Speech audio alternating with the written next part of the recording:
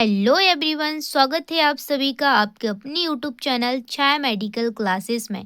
तो जो मैंने बेसिक इन्फॉर्मेशन की जो सीरीज चलाई है, ठीक है, हर एक टॉपिक की मैं बेसिक इन्फॉर्मेशन आपको प्रोवाइड करूँगी।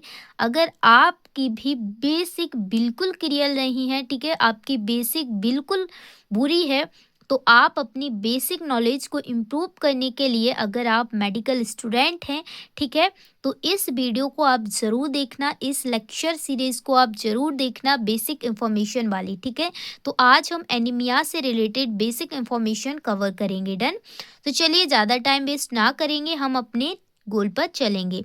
देखिए एनीमिया, सबसे पहले हम जानेंगे एनीमिया क्या होता है।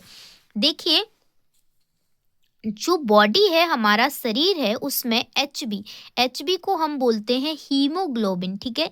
जब हीमोग्लोबिन का जो लेवल है, जो स्तर है, वो कम हो जाता है, डाउन हो जाता है, तो होता क्या है, हमारे बॉडी में जो ऑक्सीजन कैरिंग कैपेसिटी है, ठीक है, वो क्या हो जाती है, कम हो जाती है।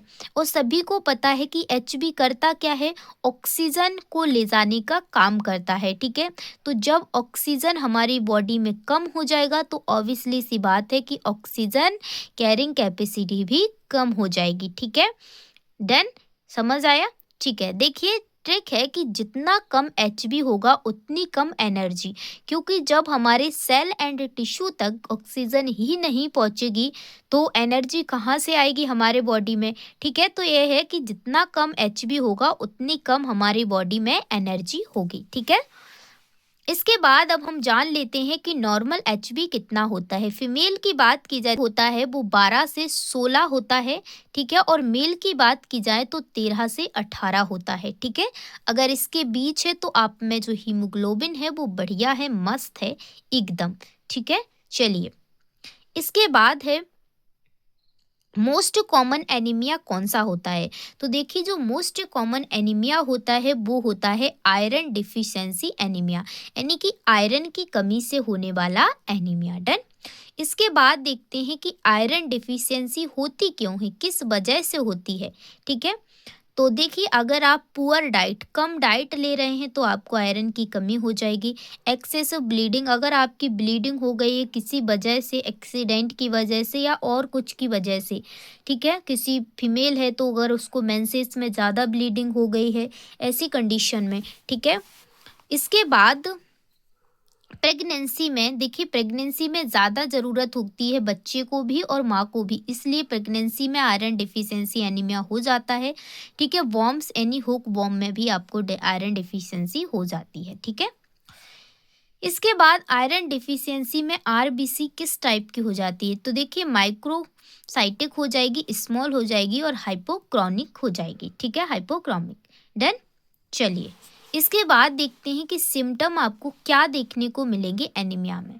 तो देखिए, वीकनेस आएगी, ठीक है, फटी होगी, थकान होगी, पेल स्किन हो जाएगी, जो स्किन है वो पिलर हो जाएगी, फास्ट हार्ट बीट आएगी, जो हार्ट बीट है वो तेज आएगी, ठीक है। और ब्रीथलेसनेस लगेगा, आपको ऐसे लगेगा कि ब्रीथ आ ही नहीं रही है हमारी, ठीक है। डन। चलिए, कोई भी डाउट होता है किसी भी उसमें तो आप बेझिझक पूछ सकते हैं, ठीक है। इसके बाद है कि आपको क्या खाना चाहिए अगर आयरन की कमी बार बार होती है। तो देखिए, आपको पहले तो ग्रीन लेफी वेजिटेबल खाना है, हरी सब्जियां खाना है, जैसे पालक हो गया, मेथी हो गया, ठीक है, इन सब में ज़्यादा होता है। उसके बाद गुड़, जजरी खाना है, ठीक है। लिवर, बीन्स, लिवर क्या है, ये फिश वाला लिवर होता है, ठीक है, मीट में आता है वो। बीन्स, डेट्स और फिश खानी है, इनके वजह से बढ़ता है। अगर आप ये सब चीज़ें नहीं खाते हो, ठीक है, बहुत सारे लोग नहीं खाते हैं फिश, ठीक है, ये सभी चीज़ें जो भी मीट हैं तो आप अवॉइड कर सकते हैं, ठीक है। आप लोग ऐसे जिजरी है, गुड़ है, पालक है, ये हरी सब्जियां हैं, ये खा सकते हैं, ठीक है। इसके बाद है कि iron absorption best, iron absorption बढ़ाने के लिए आपको क्या करना है। देखिए, vitamin C, lemon plus iron की टैबलेट खाएं तो आपका आयरन एब्जॉर्प्शन बढ़ेगा, ठीक है। इसके बाद बात आती है कि आयरन टैबलेट के साइड इफ़ेक्ट क्या हैं। तो देखिए, आयरन टैबलेट खाते हैं तो घबराइए मत, आपको कॉन्स्टिपेशन हो सकता है, इसलिए पानी ज़्यादा पिएं, ठीक है। ब्लैक स्टूल आपका आएगा तो घबराना मत है, क्योंकि आयरन की टैबलेट खाएंगे तो आपका ब्लैक स्टूल आएगा ही, ठीक है, तो टेंशन मत लेना है। इसके बाद अगर आपको चेक कराना है कि हमें हीमोग्लोबिन की कमी है, एनीमिया तो नहीं हो रहा है, तो आप कंफर्मेशन के लिए आप सीबीसी करा सकते हैं, जिसका नाम होता है कंप्लीट ब्लड टेस्ट। ठीक है, उसके बाद पेरिफेरल स्मीयर। ठीक है, तो ये सभी टेस्ट आप करा सकते हैं।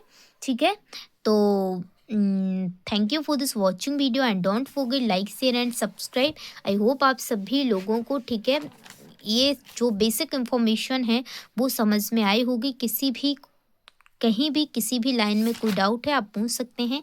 Bye bye, take care. मैं ऐसी ही बेसिक इन्फॉर्मेशन प्रोवाइड करती रहूँगी। अगर आप नर्सिंग कर रहे हैं या अदर मेडिकल फील्ड में हैं तो आपके लिए ये लेक्चर बेसिक इन्फॉर्मेशन वाला बहुत ही हेल्पफुल होगा। डन, चलिए मिलेंगे नेक्स्ट एक और अमेजिंग लेक्चर के साथ। तब तक के लिए पढ़ते रहिए, मुस्कुराते रहिए। Bye bye, take care. जय हिंद, जय भारत।